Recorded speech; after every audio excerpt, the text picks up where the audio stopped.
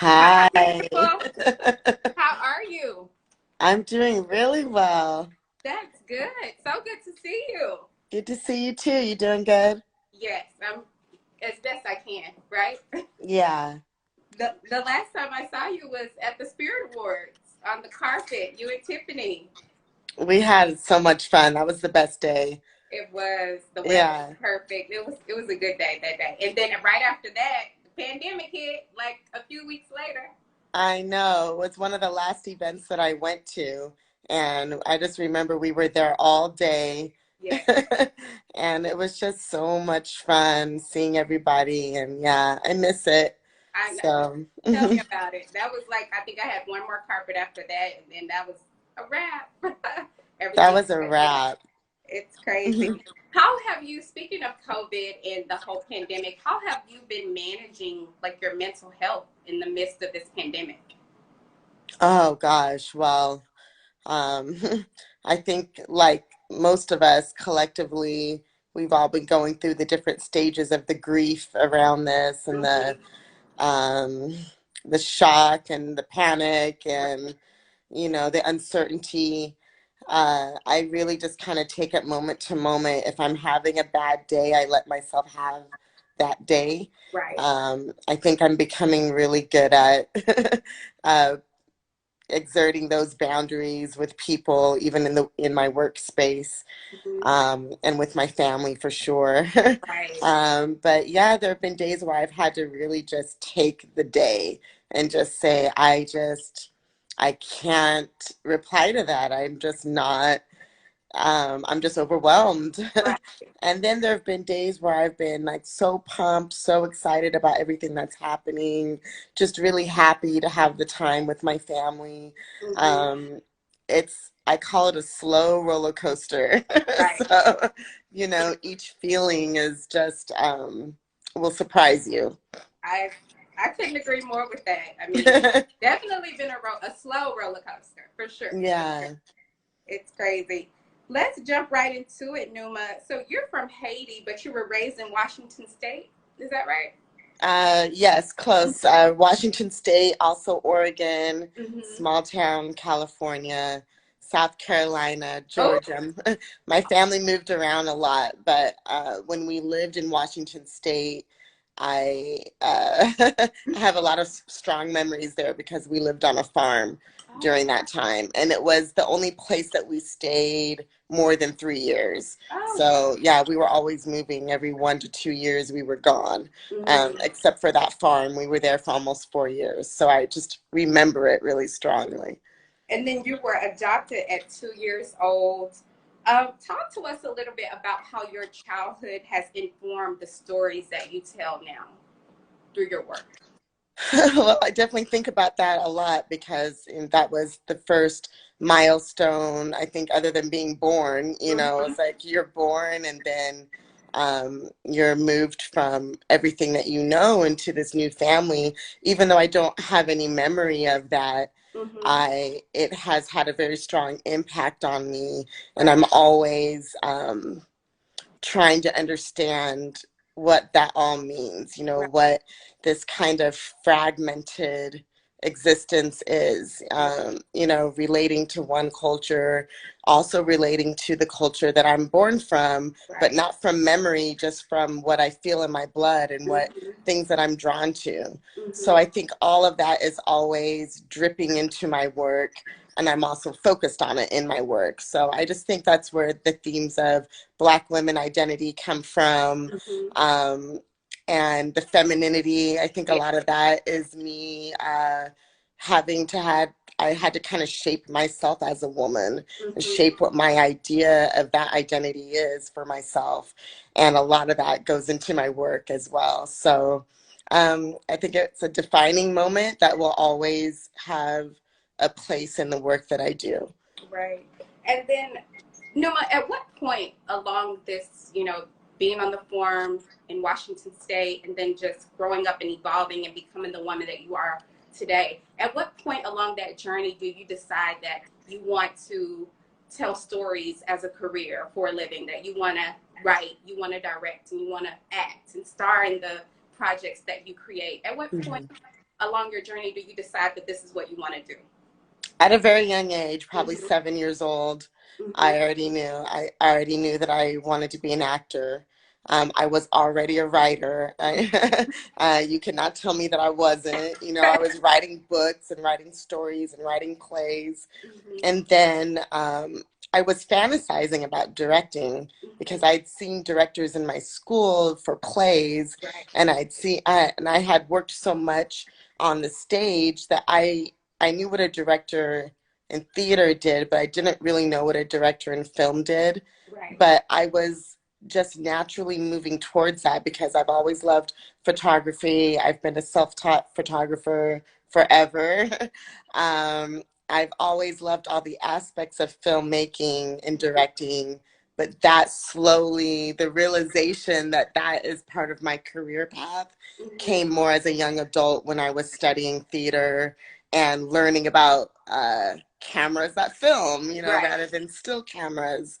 It just, my interest in it broadened, and then I really fell in love with it as well. So, but it all started from childhood. So I always knew it's just only expanded the more that I experience. I felt the same way. For me, the same thing. When I was Yeah. younger, I knew I had an inkling, like I felt it. So I think you do know kind of early on, like what it is that you're in, what your interests are, if you will, Mm-hmm. for sure. Um, you started out in the YouTube space with Black and Sexy TV. You were Mm-hmm. writing, starring, and producing for several web series. I mean, I was the couple. I was really into that. Talk to us about how working in that space prepared you for producing and directing your feature film Jezebel, which we're going to get into next. Oh, awesome. Well, it definitely laid a lot of my foundation, although I had made several short films before I joined the Black and Sexy Collective. It was really during those years that I was always in a state of production. So I was either in pre-production on one show, in a writer's room on another show, actually going on set and directing or acting in another show, all at the same time, all the time for Mm-hmm. years. Wow. You know, with very little breaks or time off, just completely churning that machine, you know, being part of the mechanics of that and the artistry of that. Mm-hmm. And it only helped to define my voice, to give me confidence and experience, and just ignite my passion for filmmaking even more. Also being so close to our fans and community that supported everything was Mm-hmm. a really big piece of it for me, Mm-hmm. that I still really love, and that I want to be able to continue that somehow. Right. Um, but yeah, it made me feel like it was really possible to make my film, and that I had a network of people around me that would support me in getting it made, but also in watching it and being excited about it and spreading the word about it. So, you know, all of those, that's like a really big chapter of my Yeah. career, that has definitely led to this next chapter. So, And then yeah, very foundational. let me ask you, Numa, about that. It's not on my notes, but I have to just ask about that process of, you know, you were doing the web series before you joined the Black and Sexy TV Collective. What pushed you? What was the driving force for you to say you're not waiting on a network to come and give you an opportunity? You're going to go ahead and get busy about the work that it is that you want to do and put it out there, whether it's Mhm. good, whether it's bad, whatever. It's your work. I'm going to put it out there. What was the driving force behind you not to sit back and wait for permission for anybody to say, hey, you know, Yeah, do it like I this? really just think it's impatience and Mm-hmm. vision both Right. together. You know, I had these ideas of what Black and Sexy could be if we just utilized the platforms that we had at hand. I felt confident that if one person liked it, then that could multiply to two people, to four people, to eight people. I always felt confident that we could stir up momentum and Mm-hmm. keep it going. And I'm a person who I love momentum. Mm-hmm. So I'm never going to wait on people. You know, when I do fall into that trap sometimes of waiting on something, and then I just remember, oh, that's why I'm feeling icky, because I'm waiting on an answer for this. I'm waiting on, a return email to that. I don't need to wait on anything. Right. Just do what you can, with what you have, Yes. which is that very popular saying, but that's just always been me. Again, since I was a kid, I was, writing and making up stuff and doing it just for the joy of it. Right. And that's just something that I think I'll always do. And it's informed, this kind of idea of being a pioneer in all these spaces, because I'm not afraid to go out and try something first, especially if I have a strong feeling about it. And I always had a strong feeling about how big doing something in the virtual space could really go. Right. And so what advice would you give to those who are watching who have stories that they're sitting on or content that they're sitting on, but they're maybe waiting for the email? They're waiting for permission. What advice would you give them in regards to putting their content out? Exactly what I just said. Just do it anyway. Yeah. There is nothing that I have that I didn't get from taking the initiative first. Even if it seems like that people came to me, it's because they're aware of what I did before that Right. I took the initiative of. Right. So that's really how those dominoes roll. Everybody's different. I don't think that piece of advice applies to everyone, Right. but I think it applies to more people than not, that are feeling stuck and that are feeling, like they are getting the short end of the stick, even though they feel like they're really talented. I look at so many actors and filmmakers like that all the time, and I'm just say, well, why, if you feel that strongly about it, then make something of your own, showcase yourself. If the space doesn't exist, create the space. Right. And I've just always felt really strongly about that, probably also as a reaction to not being invited to a lot of spaces. Right. Even if the landscape is loosening up in a certain way, that's not a good feeling, to feel like, oh, you're just not invited. So just flip it around. You be the one that's inviting. Exactly. Yeah. You send the invitations. You get the people to come through, for the thing. So I like the way that feels a lot better than the waiting side. I agree. I agree. Let's get into Jezebel. The film just debuted on January 16th on Netflix. The film cost you $150,000 to make. Is that right? 15. Okay. 15. 15,000. 115. Oh wow. Yeah. Okay. So I thought so low six figures, which is about right for a scrappy indie film. Wow. And yeah, but a scrappy indie film that like raised the bar and told a beautiful story, your true story. Thank you. Let me ask you about this funding, $115,000. Did you already have funding? And if not, what was your process to go about getting funding to fund this project? Well, I had $0 to start. Zero.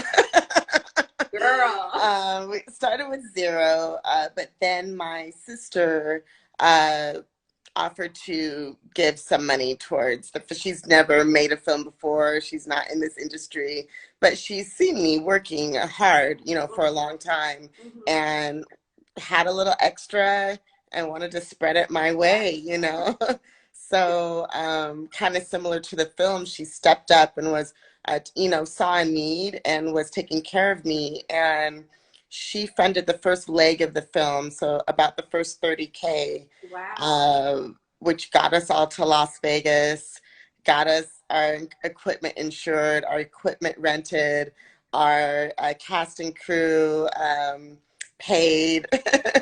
Everyone had, their own hotel room. I got to feed everybody decently. And then I did a crowdfunding for the next chunk of money. And I did that crowdfunding over a period of months. And that helped me pay post-production crew along the way. Right. And the last chunk, once the film was accepted, was selected by South by Southwest, yes.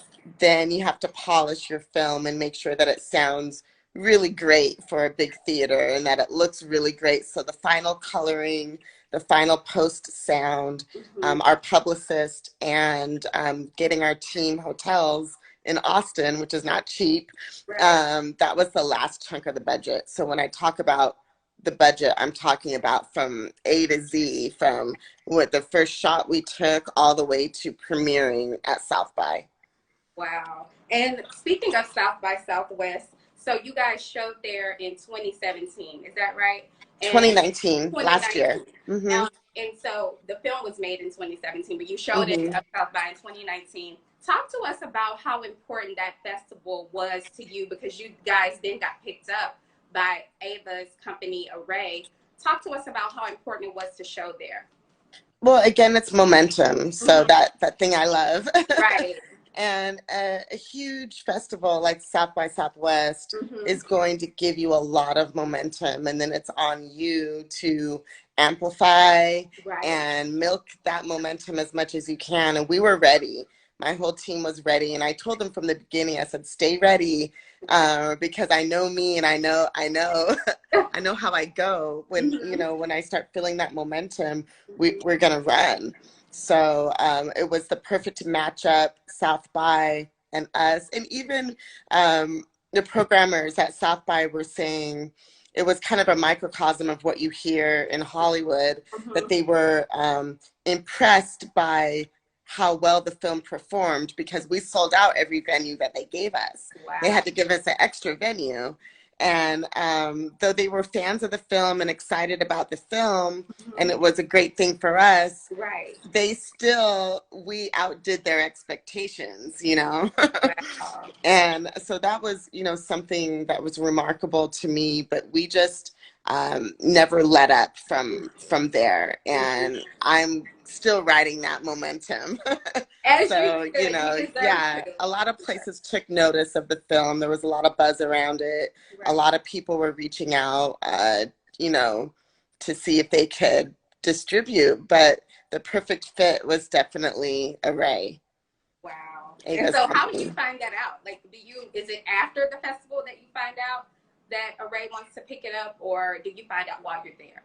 Well, again, you don't really find out because you're making it happen. Right. So, people are reaching out to me and Mm-hmm. my team, but I'm also with my team reaching Right. out to distributors. And so Array was a distributor that we had reached out to Mm-hmm. and sent the link to the film for their review. Mm-hmm. And then I did find out in a really lovely way. A few weeks later, I got a phone call from Ava DuVernay Right. saying that they loved the film and wanted to distribute it. So I did find out in a really cool way, and I really will never forget that phone call.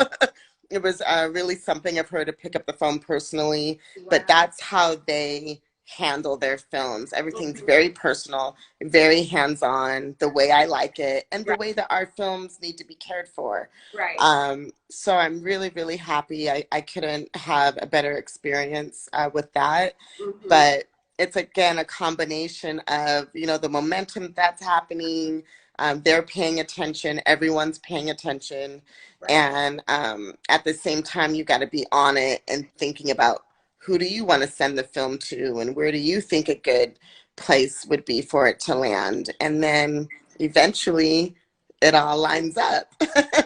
Girl, and it lined up because this film, when I saw you guys at the Spirit Awards, I was so excited. I was like, I just watched this. I love this. It was so, so good.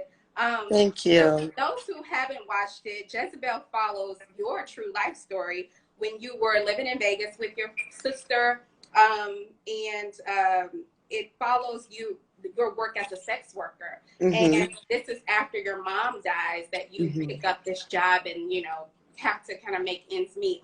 Talk to us, Numa, a little bit about why it was important for you to tell your own story, to tell your true story in the way that you did.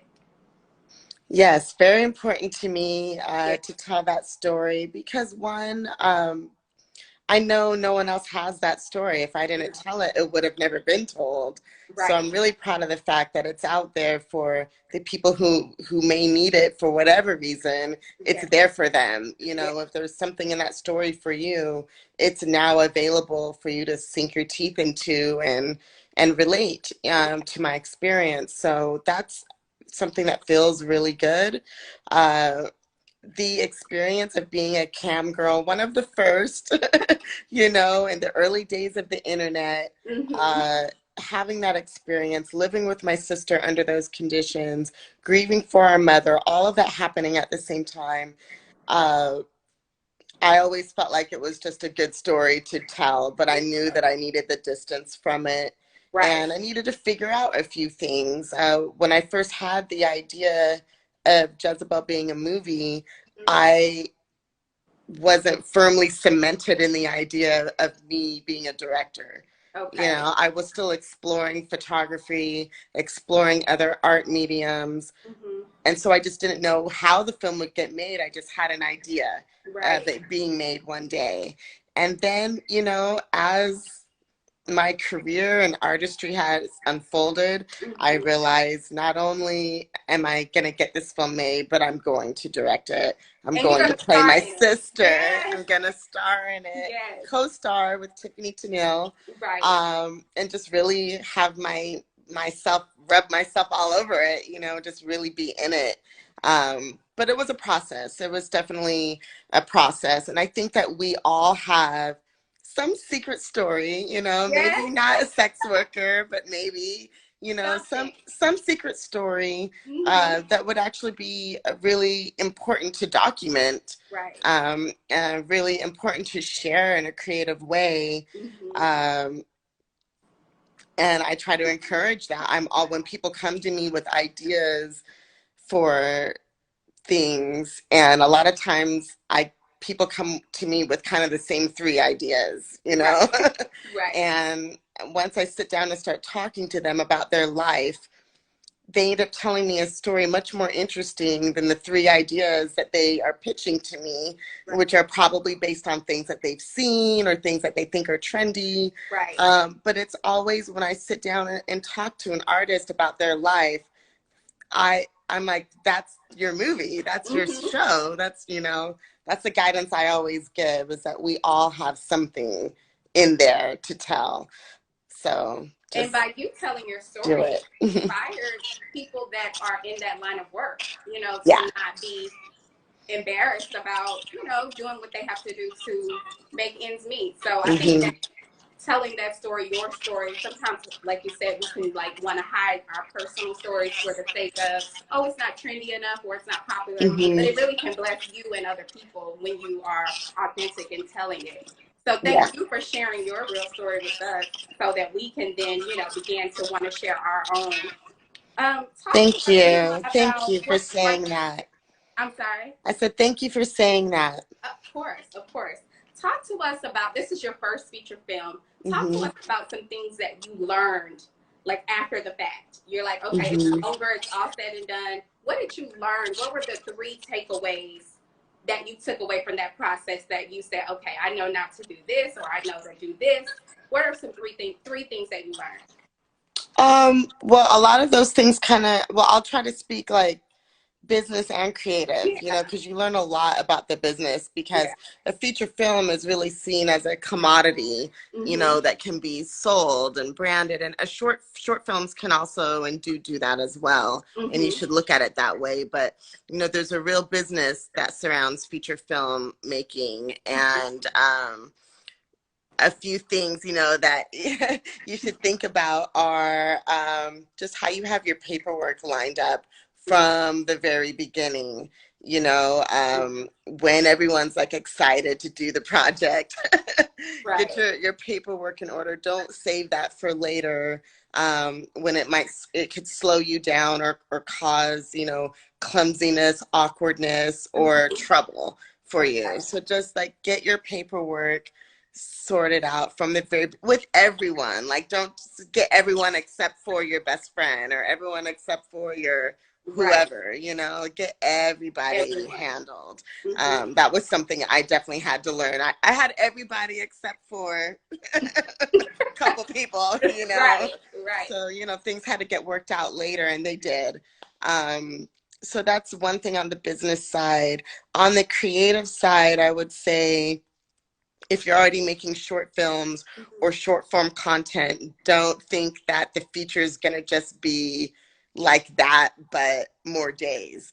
A feature film requires an expanded vision, and it requires a marathon mindset on how well you control your craft and how long you carry that film all the way through to its debut, to its premiere. Like you're going to be with that film. Same as a short, it's Mm-hmm. true, Mm-hmm. but you're in it for the long haul with a feature, and you know you take it seriously in that way.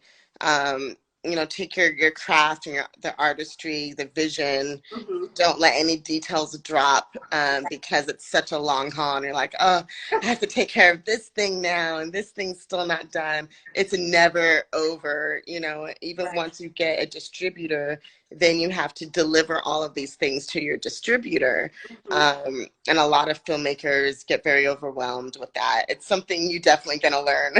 You're Yeah. gonna learn about it, but just know that you're in it for the long haul. So just be passionate about it and buckle up for it and see it through, see it all the way through. Yes, I love that. I love that. Paperwork was the one that I felt like you were like, make sure you get your paperwork in order. Yeah. Let's make sure that paperwork is in order, Yes, it's y'all. important. Yes.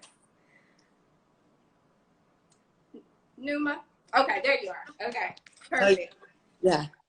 So now, so Jezebel, for those who haven't seen it, go watch it on Netflix. It's bomb. It's still on Netflix, I know. So you guys It's go still watch on it. Netflix. It's the Yeah, best thing to be able to say that. Oh, just go watch it on Netflix. It's on Netflix. just go stream it as many times as you want to. Just go ahead. Yeah, just go That's your go-to.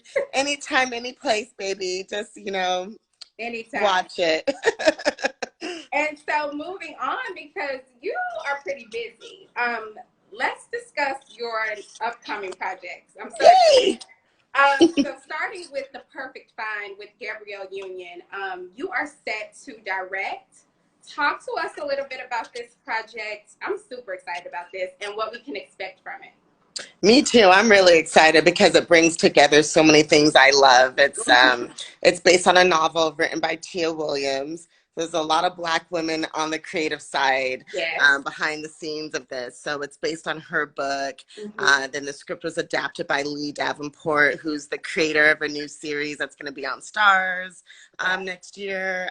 So it's, you know, Gabrielle Union starring in it. So it's a Okay. lot of powerhouse Black women on the team, and the script came to me maybe 6 months ago. Mm-hmm. So it's been a process, but I got the script, I read it, I Yay. loved it. It's provocative, it's funny, it's set in high fashion New York. Yeah, I Oh, love perfect. fashion. I love New Same. York. Yes. And it's a story.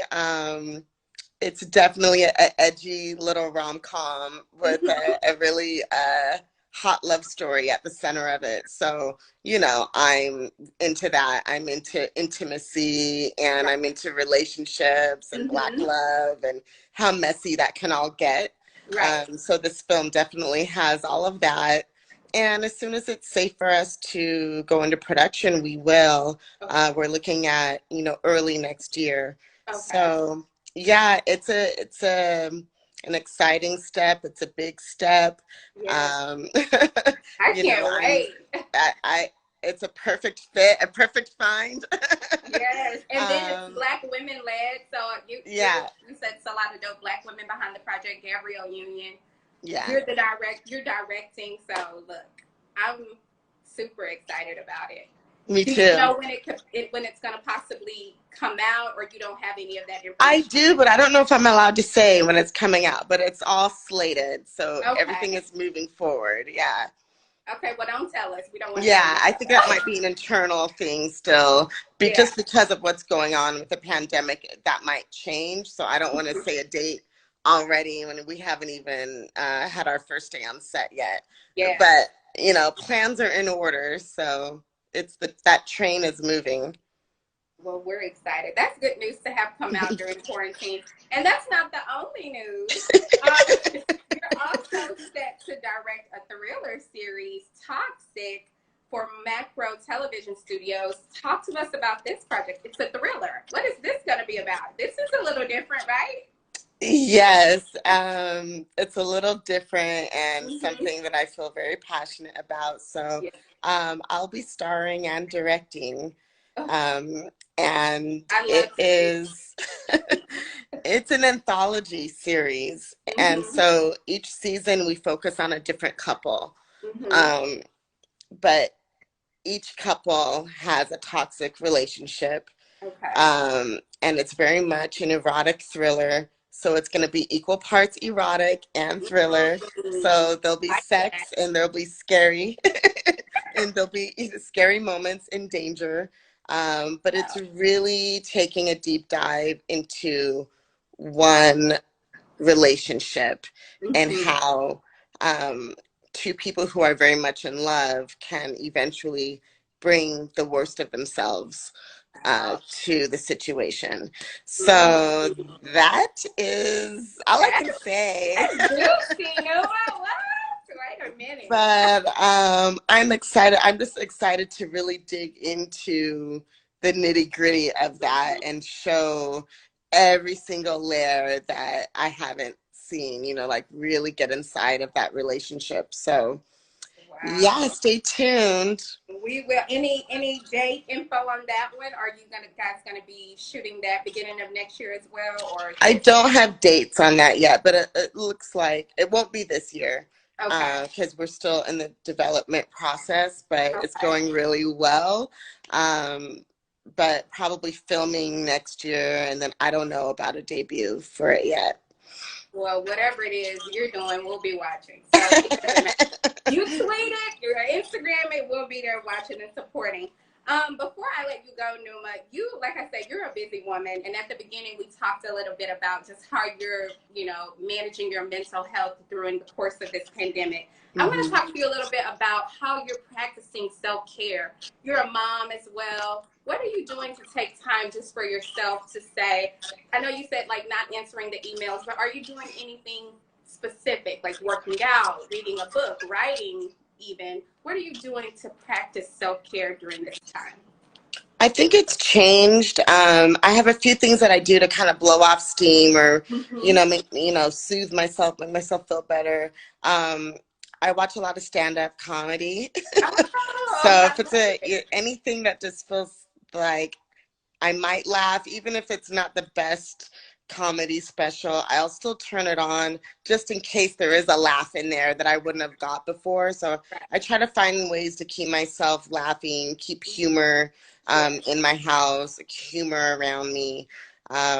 That's one thing. I do some painting. Oh, just the Painting is artist. very relaxing. Well, I'm not going to sell any of my painting.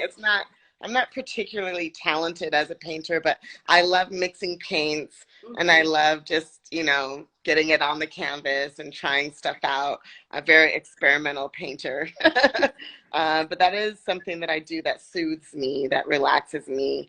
And then I really do take my days off when I can get them.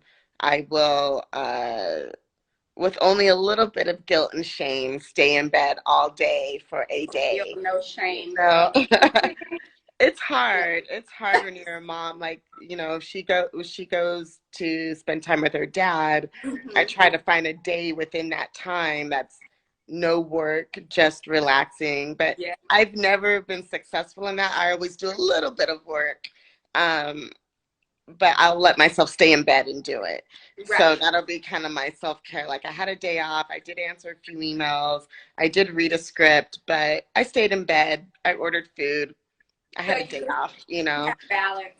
Yeah, and really hot, long showers is my other thing I love. Oh, wow. I love it. Thank you so much, Numa, for talking to us today. We're so excited. I love your energy. I love your spirit. I love your work. I love what you bring to us, to our culture. Um, Congratulations again. We can't wait to support you. So keep us posted on everything that you're doing. And we'll be right there cheering you on. Thank you so much. Thank you. Thank you so Yeah. much. It's so good to see your pretty face. Your pretty face too. So see you later. Your Thank pretty you so face. much.